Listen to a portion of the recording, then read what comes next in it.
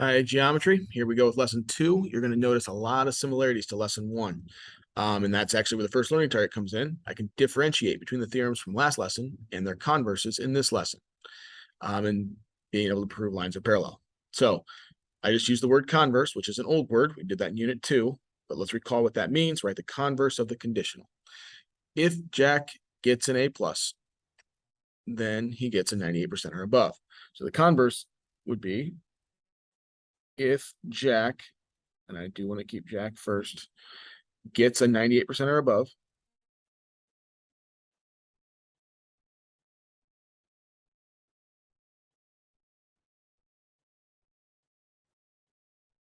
all right, we're switching the hypothesis and the conclusion. Then what's the conclusion? He gets an A+.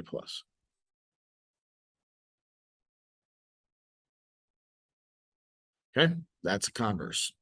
Should remember that from the last unit. Last lesson, so unit 3, lesson 1, we learned 3 properties of parallel lines that are cut by a transversal. Today we are going to look at their, you guessed it, their converses. So yesterday, the first postulate we looked at was corresponding angles postulate, which said if 2 lines are parallel, then corresponding angles are congruent. The converse says if, and I'm going to abbreviate here a little bit, corresponding angles are congruent, then we can conclude the lines are parallel. The 2 lines are parallel. Notice what we are concluding. We are concluding that the lines are parallel. Yesterday, we started with the lines were parallel. Now we're going the opposite way. So in this diagram here, what's given? We are given congruent angles. That's the given.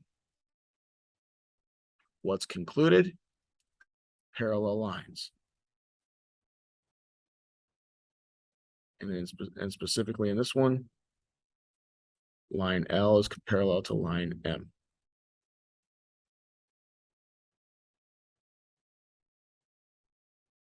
Okay.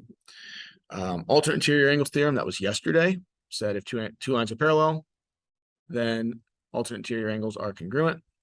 The converse says if alternate interior angles are congruent, then the 2 lines are parallel.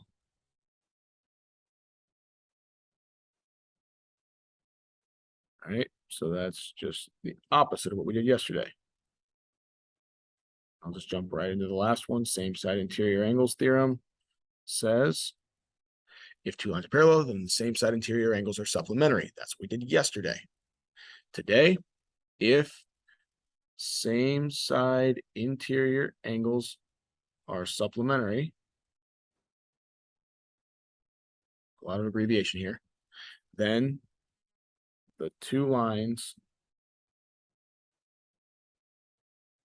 notice how the conclusion is the same for all of these.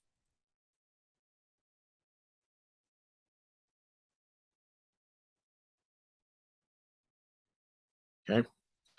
So one thing I do count off for knowing the difference, if you don't know the difference between same side interior angles theorem and converse of same side interior angles theorem, you've got to know the order. This is in bold here. Notice that yesterday we were given that lines were parallel, and we concluded something about the angles. They were either congruent or supplementary, depending on the type of angle. Today, we are given something about the angles, and we conclude that the lines are parallel.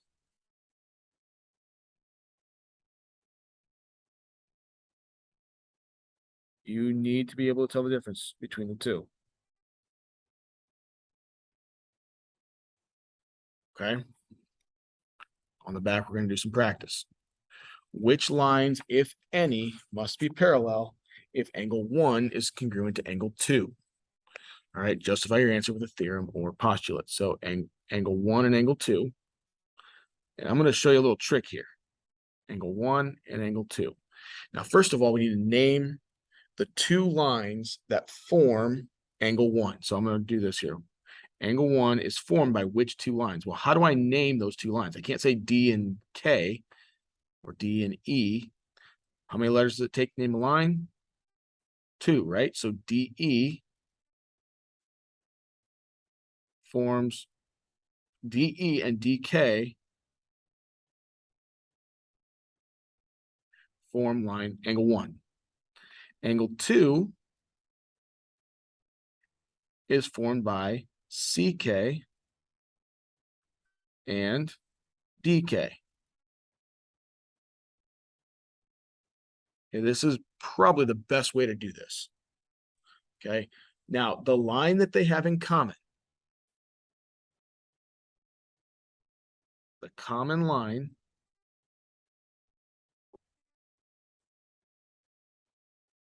is the transversal.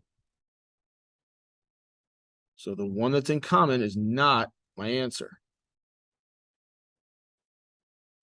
All right, the remaining lines are my parallel lines. All right, so line DE is parallel to line CK. Why? Well, I just concluded that two lines were parallel. This is converse of, well, what type of angles are 1 and 2? Those are alternate interior angles. So alternate interior angles theorem. So it's the converse of that theorem because I concluded that the lines are parallel. All right, we're going to start over with another question. Same diagram, different question. So angle 2 and angle 4 are the angles in question. So angle 2 is formed again by CK and DK. Angle 4 is formed by CK and DK. Uh-oh. What happens here? They have CK in common and they have DK in common. And that should be a red flag. Well, if you look at it, 2 and 4 come from the same intersection. They're not a special pair from this unit. They're an old pair. Those are just supplementary angles. So which lines must be parallel? I can't conclude any here. Okay, supplementary does not mean that they're parallel. I can't do anything with this one. Okay. And I just now realized that I skipped over one. So we're gonna go back and do the second example here, the 3 and 4. So angle 3 is made by CK and EC.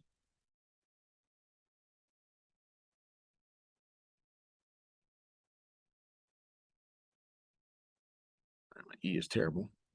And angle 4, we just did that one, was CK and DK. What line do they have in common? CK, I'm going to cross that one out, which means EC is parallel to DK. Why? Because of the converse. That is important. You need that word in there of what type of angles are 3 and 4? Those are corresponding angles. So it's the converse of corresponding angles postulate.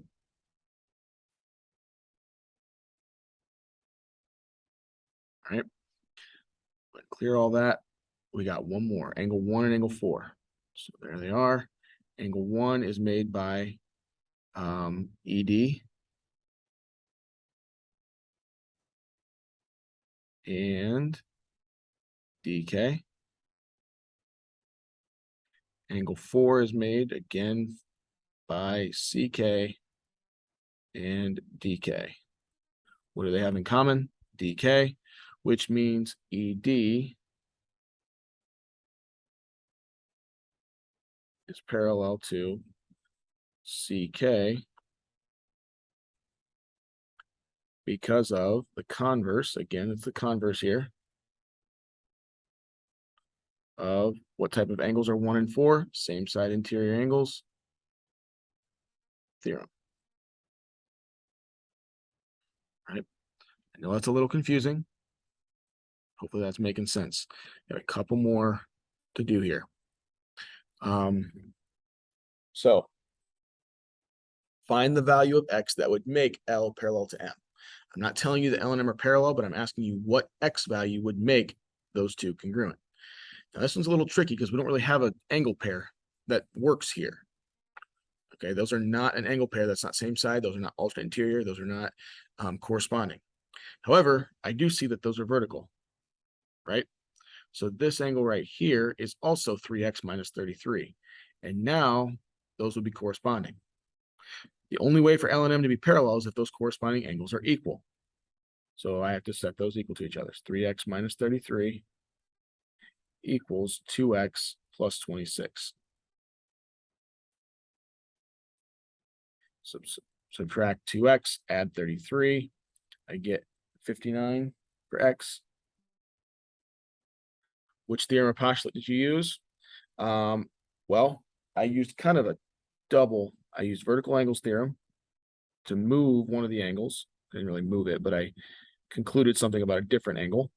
And then I used the converse of the corresponding angles postulate.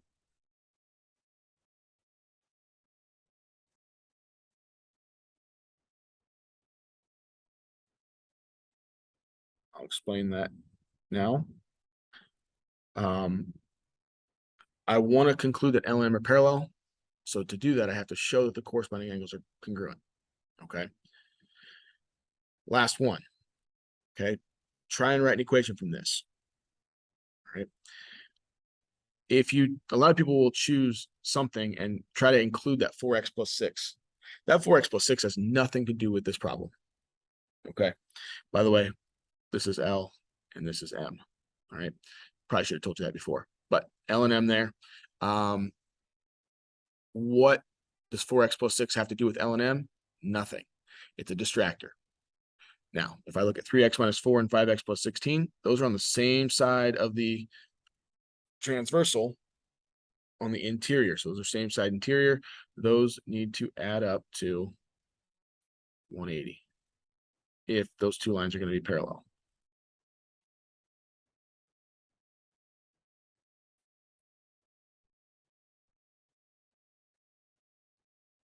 All right, so 8x negative 4 plus 16 is 12. Subtract the 12 and divide by 8. You should get x equals 21. What did I use? I used the converse of the same side interior angles theorem.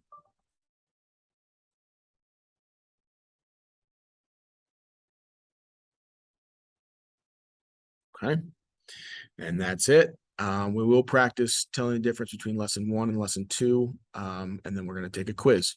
So be asking questions.